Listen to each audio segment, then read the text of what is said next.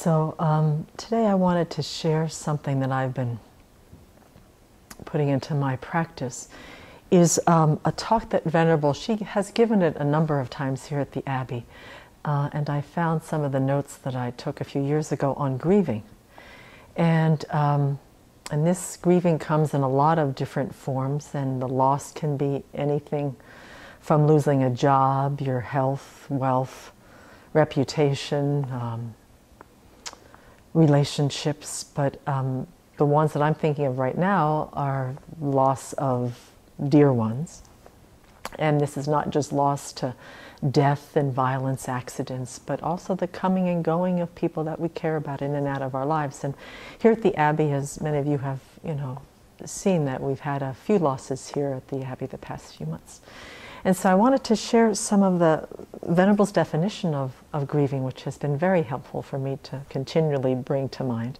And then some of the different responses that living beings have to grief. And hopefully you can find some helpfulness in this in your own life. We've also had a number of people, some of our Dharma friends, we dedicate for people at the end of the night after our practice for folks who send in requests. We've been having just a lot of loss this year, many of our friends, people's lives. So Venerable began this teaching saying that change is one of the characteristics of this life of samsara, and that change is happening all the time in our lives, both very large, gross changes that we can see, very small and generally noticeable moment by moment, because things arise and cease moment by moment.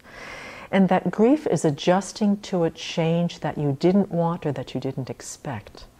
And because as much as we intellectually believe and understand that, things are changing moment by moment, we really in our heart of hearts have difficulty understanding the true nature of reality, which is that it's transitory and impermanent.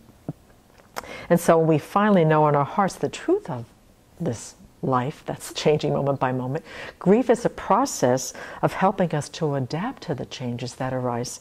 And so we get to see loss as more of an opportunity to meet our lives more and more in the present moment with wonder, and to see each moment as a fresh beginning, as an opportunity to see things freshly arising and ceasing moment by moment.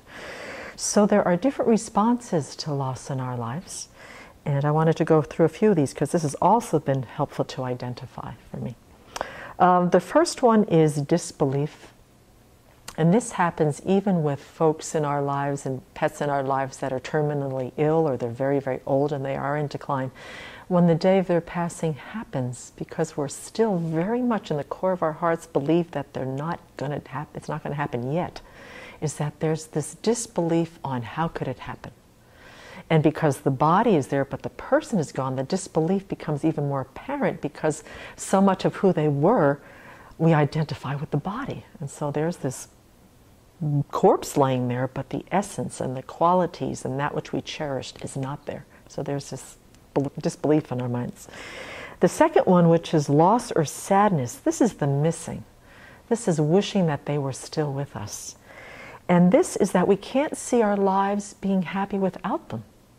And so what happens here, where we get tangled up and where the loss and the sadness get very deep, is that we're already projecting into the future, mourning a future that we expected to be there with them, and mourning for a future that doesn't actually exist. So we're mourning actually a conception, a preconception of what we think was going to happen, when in fact it might not have happened at all. So very much a part of the sadness of loss is a preconception, sometimes quite romanticized, quite idealized on what future would have been without them that you're not going to have, when in fact it didn't actually exist. The next response to loss is confusion. Why did it happen? It goes along with the disbelief, and then just trying to make sense of all the causes and the occurrences and what led up to it, and how could have been averted. And of course we can't possibly know the answers to why it happened, because we don't have the omniscient mind of a Buddha who would know each of the limitless causes and conditions that brought that to happen. So it brings up a bigger question, which is, why do people die and why are we alive? And this is at this place we can have a wonderful opportunity to take the loss of our dear one as a way to deepen those very deep questions about what is the meaning of my life and what am I doing with my life. So this kind of shakes up our world enough to start looking over, well, you know, here's someone that I cherished very much and they're gone, and I need to look at my life and what am I doing with the time that I have, which I don't know how long that's going to be. So this sets us sometimes on a path of prioritizing those things in our life that we need to let go of, things that we need to bring up closer to importance in our life. And so we use their passing as a wonderful gift rather than a sense of loss.